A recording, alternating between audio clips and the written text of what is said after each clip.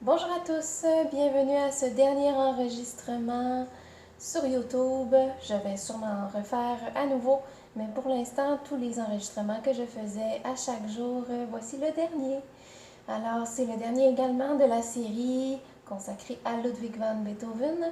Je vous interprète aujourd'hui Fur-Elise. Bonne écoute.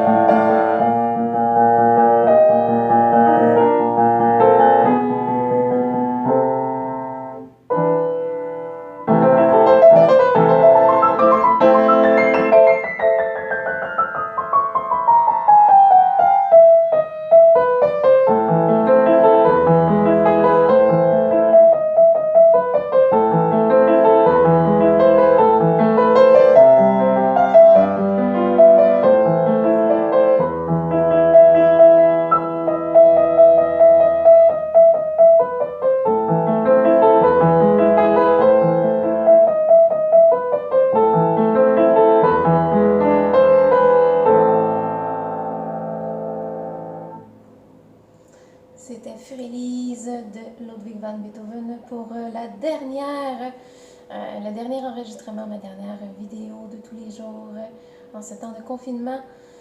Restez à l'écoute, c'est certain que je vais en refaire, absolument. Ben oui, je vous abandonne pas, faites-vous-en pas. Je tiens à remercier mon public. Vraiment, là, merci à tous ceux qui m'ont écouté, tous ceux qui m'ont suivi. C'est vrai que je vais en mettre d'autres, mais pas solo. Donc, au fur et à mesure que le temps avance, je vais en faire quelques-uns avec des amis musiciens. Alors, restez à l'écoute, vraiment, j'en ai déjà mis deux. Un avec mon amie Joëlle, chanteuse Edelweiss, bien entendu, de la Mélodie du Bonheur, ainsi qu'une sérénade Ständchen de Franz Schubert avec une amie altiste, Marilou. Alors, restez dans le coin parce que c'est certain que je vais en mettre une fois de temps en temps avec en duo ou en trio ou même en quatuor, peut-être en quintette, ça reste à vérifier, ça reste à voir. Des derniers merci à mes professeurs. Mes professeurs de piano ont toujours été présents, très proches, m'ont toujours beaucoup poussé. J'ai été très chanceuse d'avoir d'excellents profs de piano de ce côté-là. Il y en a trois en particulier qui me restent en mémoire. Ça ne veut pas dire que tous mes autres professeurs de piano ne sont pas importants, pas du tout, mais ces trois-là m'ont vraiment beaucoup poussé. Tout d'abord, Carmen Turcotte, professeure absolument exceptionnelle qui m'a appris tout le long de mon primaire le piano, qui m'a donné des cours 2 fois par semaine d'une demi-heure chacun, m'a vraiment montré à quel point c'était plaisant, c'était agréable de jouer de cet instrument-là. J'ai fait petite mise, oui, je vous apprends un petit quelque chose pour ceux qui ne le savaient pas. J'ai appris le violon et le piano en même temps, entre 7 et 12 ans. Pendant tout le long à peu près de mon primaire, j'ai commencé à prendre des cours de violon à 7 ans. J'avais commencé déjà les cours de piano à l'âge de 4 ans et demi, 5 ans. Mais tout le long de mon primaire, j'ai fait du violon et du piano en même temps. Au secondaire, je me suis rendu compte que j'étais vraiment due pour le piano. C'est pas pour rien que j'ai un piano chez moi. Hein? Je le savais probablement que c'était vraiment le piano qui était fait pour moi.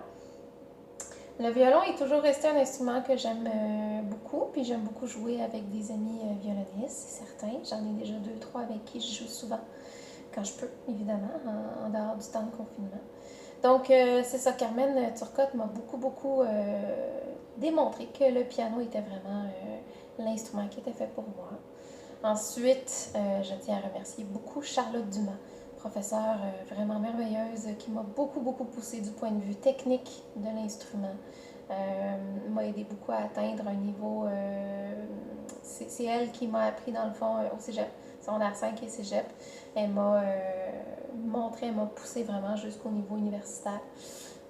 Rentrer à l'université en interprétation. En fait, j'aurais pu rentrer en interprétation, mais je suis rentrée en musicologie parce que mon but était de travailler au cégep, d'enseigner au cégep tout ce qui est musicologie, tout ce qui est historique de la musique, théorie, etc. Finalement, la vie m'a amenée ailleurs, mais bon, c'est pas bien grave. Donc, oui, Charlotte, merci beaucoup, vraiment. Tu m'as été d'un grand secours avec toutes ces années, ces 4 années de piano que j'ai faites avec toi. Pierre Jasmin est un professeur absolument fantastique que j'ai eu à l'UQAM. J'ai étudié l'enseignement de la musique pendant 2 ans à l'UQAM et Pierre Jasmin m'a enseigné pendant 1 an, 2 sessions seulement, mais assez pour vraiment m'aider à m'améliorer beaucoup du point de vue émotionnel, lui. Ça a été une année, 2 sessions très productives du point de vue émotionnel. Ça m'a beaucoup aidé, vraiment. Alors, merci beaucoup à Pierre Jasmin aussi. Merci à tous les trois. Merci à tous mes 1, 2, 3, 4, 5, 6, 7. Merci à mes 7 professeurs de piano. Je ne vais pas tous les dire, ça finir par faire beaucoup. Mais vous allez vous reconnaître probablement. Depuis que j'ai 4 ans et demi, 7 profs de piano. C'est quand même pas si mal.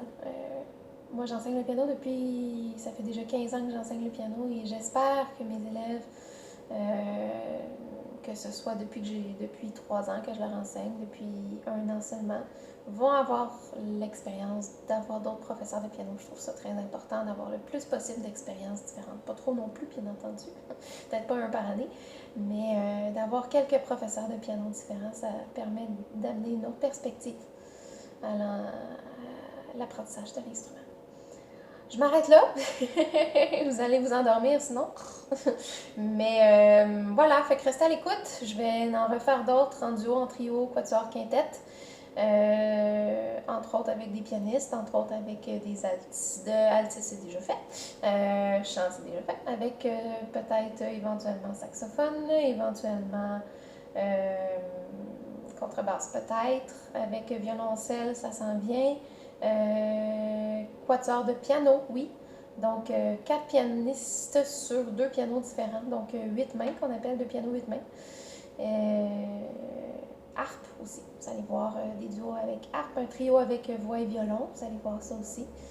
Bon, là, je vais m'arrêter pour vrai. Donc, merci d'avoir été là. J'espère que vous avez passé un bon moment en ma compagnie. Puis, on se revoit très bientôt, sans faute.